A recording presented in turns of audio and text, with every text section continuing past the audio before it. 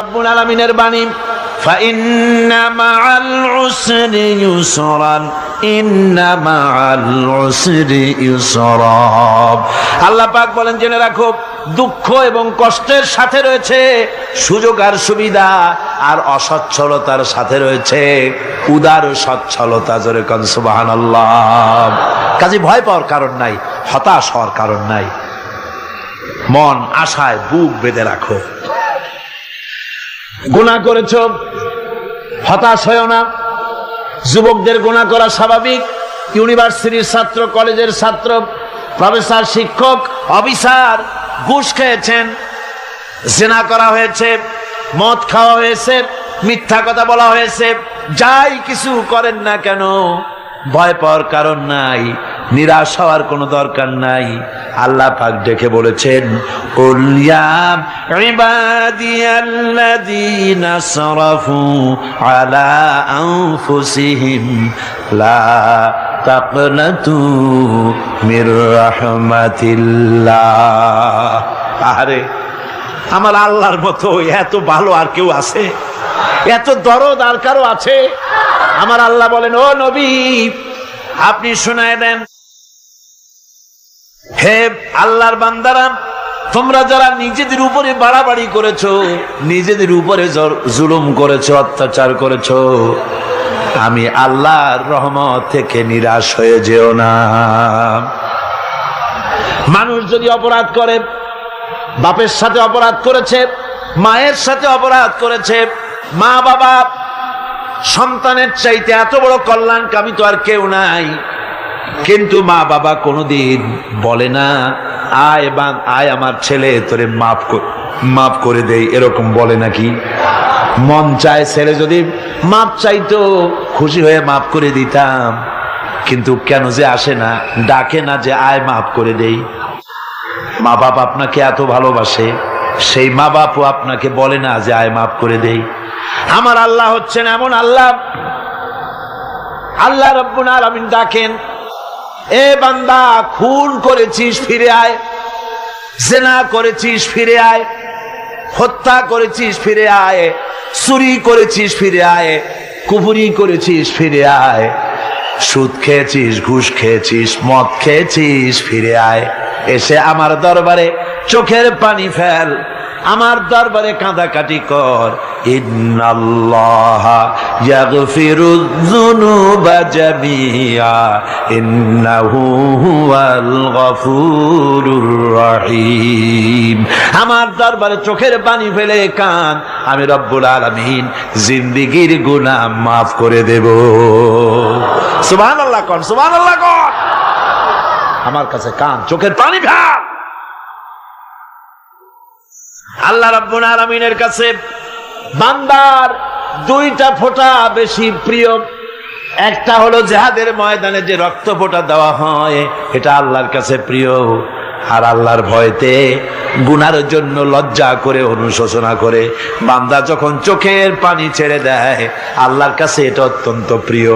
নবীজি বলেছেন, বান্দা যখন গুনার ভয়তে, আল্লাহর ভয়তে, জাহান্নামের ভয়তে অনুশোচনা করে যখন চোখ দিয়া পানি ছেড়ে দেয়, ওই চোখের পানি নাকের অর্ধেক আসতে না আসতে আল্লাহ রব্বুল আলামিন বান্দারে মাফ করে দেন।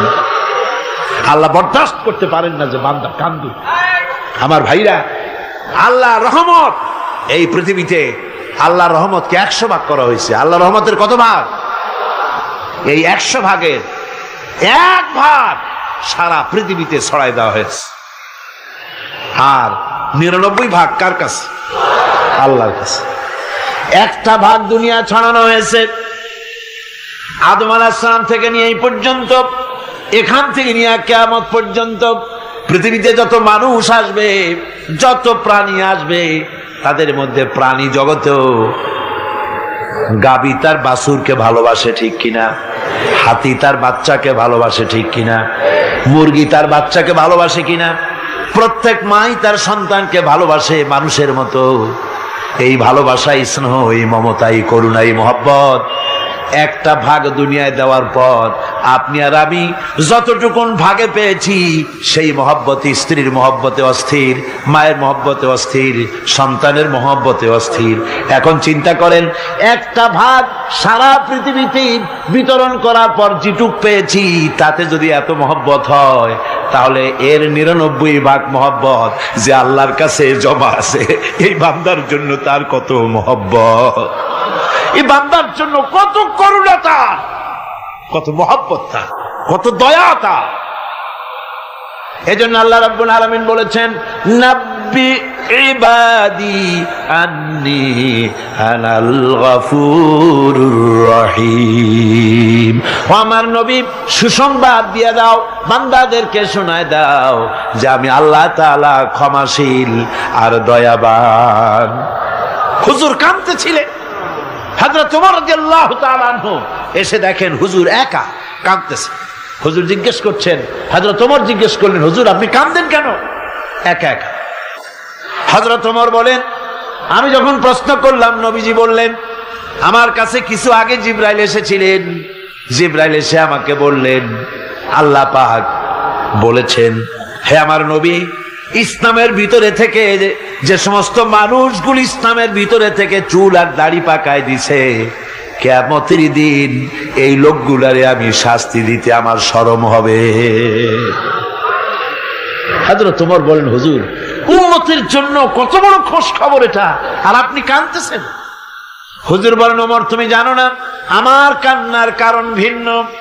আমার কান্নার কারণ হলো যে আল্লাহ রাব্বুল আলামিন কিয়ামতের দিন দাড়ি চুল পাকা বান্দারে শাস্তি দিতে শরম করবেন, সেই দাড়ি চুল পাকা বান্দাগুলি আল্লাহর সাথে নাফরমানি করতে শরম করে না।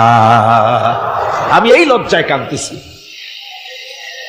ভাইরা, হুজুর আল্লাহ পাক বলেন, ও আমার নবী, রাতের আধারে যখন একটা বুড়া আমার দরবারে হাত উঁচু করে, একটা বুড়া মানুষ রাতের আধারে যখন আমার দরবারে হাত উঁচু করে আর যখন বলতে থাকে, রব্বুল আলামিন আমার পেছনের জীবনটা বড় খারাপ করেছি, এমন কোন কাজ জীবনে করি নাই যা তোমার কাছে কিছু দাবি করতে পারি, সব রকমের নাফরমানি করেছি, আজ আমি বুড়া হয়ে গেছি, কামাই করতে পারি না, ছেলে আমাকে চোখে দেখতে পারে না, পুত্রবধূ আমাকে ঘরে জায়গা দেয় না, আমার স্ত্রী আমাকে দেখতে পারে না, রোজগার করতে পারি না, হাঁটতে পারি না, চলতে পারি না, সবার কাছে আমি তিতা হয়ে গেছি, আমি দাঁড়াতে পারি না, কোমরে ব্যথা পাই, হাঁটুতে ব্যথা পাই, চলতে পারি না, কানে শুনতে পাই না, চোখে দেখতে পারি না, আর তোমার কাছে কিছু চাইয়া নেব এমন ভালো কাজও করি নাই।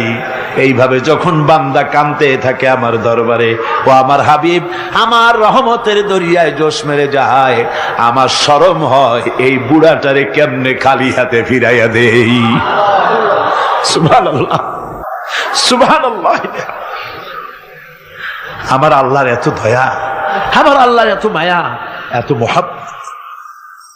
আমার আল্লাহ রাব্বুল আলামিন বলেন, ওয়াইযা সালাকা ইবাদি আন্নী ফাইন্নী করিব।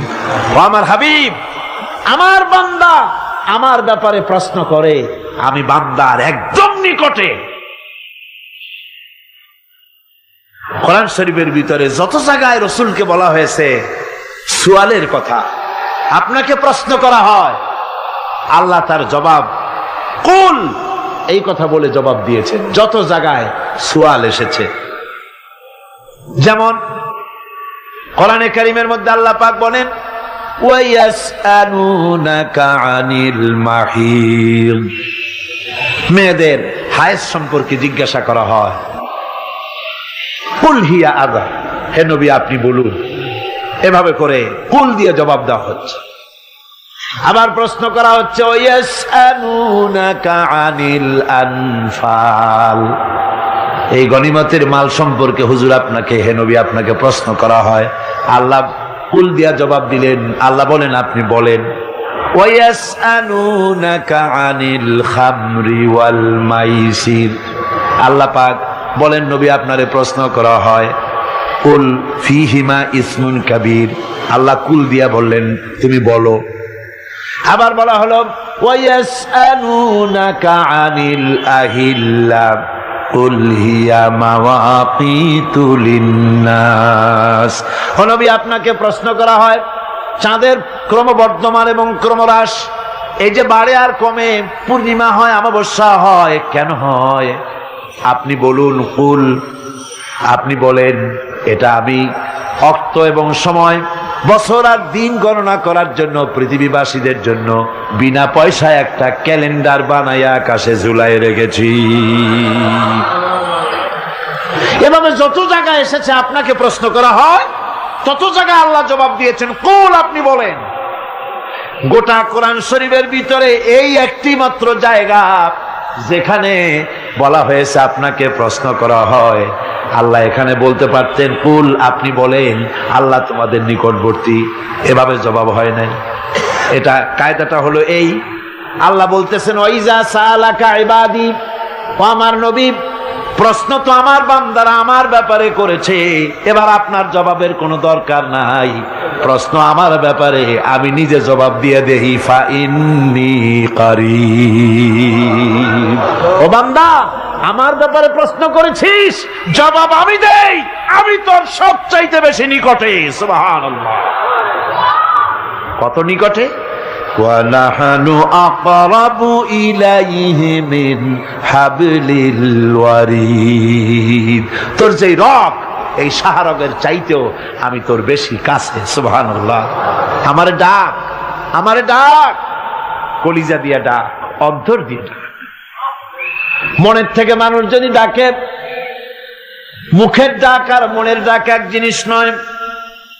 দিল সে জুবাত নিকলতি হ্যায়, असर रखती है पर नहीं मगर ताकते परवाज रखती है।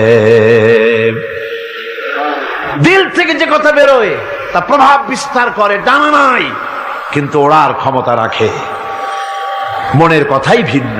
মন থেকে, দিল থেকে, কলিজা থেকে, অন্তরের গভীর কন্দর থেকে মুহাব্বতের সাথে কেউ যদি একবার বলে আল্লাহ, বলেন আল্লাহ, আল্লাহ, আল্লাহ। আল্লাহ রাব্বুল আলামিন বলেন, অন্তরের অন্তঃস্থল থেকে একটি বার যদি বান্দা বলেন আল্লাহ, আল্লাহ বলেন 70 বার সাড়া দিয়া জিজ্ঞেস করি, বান্দা কি চাও, আমি তোমার কাছে আসি। সুবহানাল্লাহ, আমি তোর একদম কাছে, কি চাস বল, বল আমার কাছে। এমন দয়াবান, এমন মেহেরবান, এমন আল্লাহ আমাদের। সে আল্লাহ রাব্বুল আলামিন, তিনি বলছেন وقال ربكم ادعوني استجب لكم। তোমাদের রব বলেছেন আমারে ডাকো, আমি আল্লাহ ডাকের সাড়া দিয়া দেব। সুবহানাল্লাহ। কারে ডাকতে হবে? কারে ডাকতে হবে? এই বিশাল জনসমুদ্র একযোগে চিল্লা এখন কারে ডাকতে হবে? কোন পীর সাহেবকে নয়, আল্লাহর কসম কোন খাজা বাবাকে নয়, ডাকতে হবে কারে? চিল্লা এখন কারে?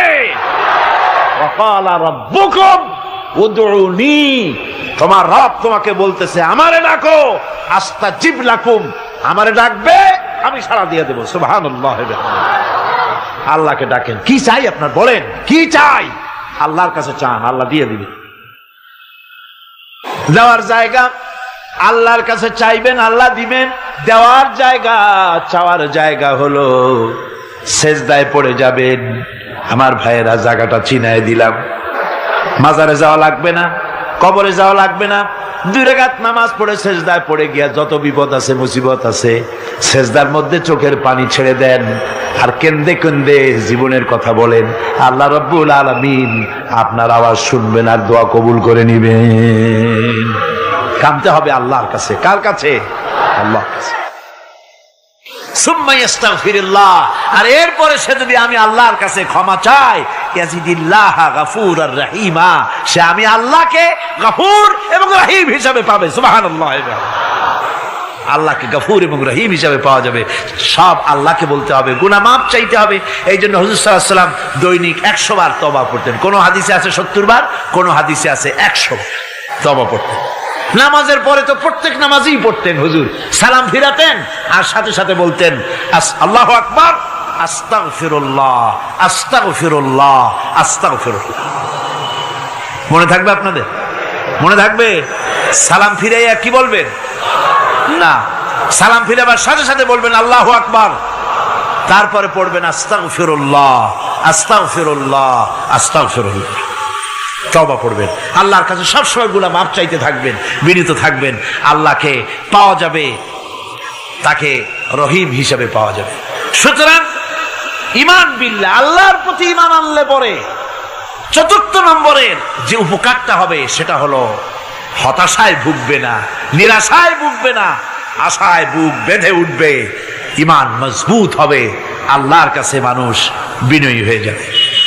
এবার পঞ্চম নম্বরের উপকার আমি বলছিলাম, ঈমান বিল্লাহ, আল্লাহর প্রতি ঈমান আনলে পরে অসংখ্য উপকার হয়, অসংখ্য বৈশিষ্ট্য আছে।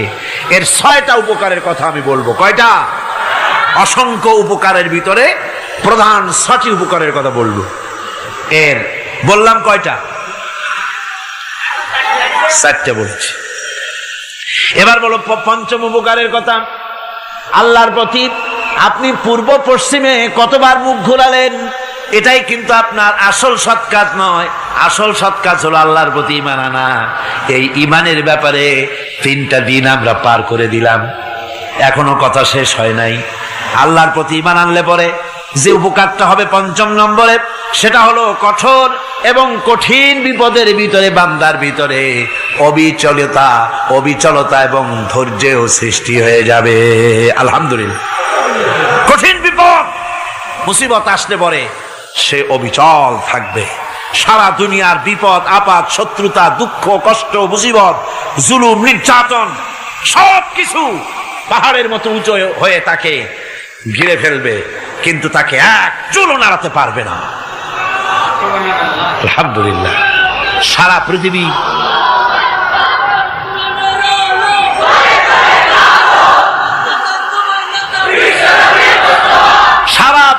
একদিকে আর সে একা একদিকে থাকবে। বিরোধিতা তো হবেই, বিপদ তো আসবেই। কবি বলতেছেন, সাথে জাকা রহা হ্যায় अज़ल से ता इमरोज, सते जाका रहा है अज़ल से ता इमरोज, चरागे मुस्तफावी से शरारे बुलहबीस। সে আবহমান কাল থেকে শুরু করে মুস্তাফা সাল্লাল্লাহু আলাইহি ওয়াসাল্লামের দীপ শিখার সাথে আবু জাহেল, আবু লাহাবের অগ্নিস্ফুলিঙ্গের টক্কর লেগেই আছে।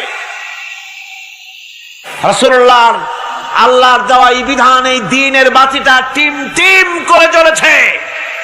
আর গোরকি, টর্নেডো, হাজার হাজার মাইল বেগে হেরিকেন এসেছে, গোরকি এসেছে, টর্নেডো এসেছে, টাইফুন এসেছে, কিন্তু এই আলো নিবাইতে পারে নাই। সুবহানাল্লাহ।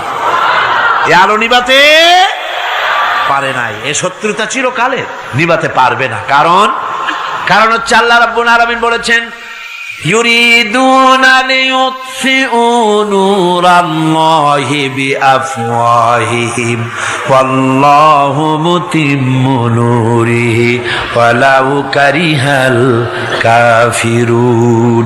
ওরা চায় মুখের ফু দিয়ে আমার আলোকে নিভিয়ে দেবে, কিন্তু আমি আমার আলোকে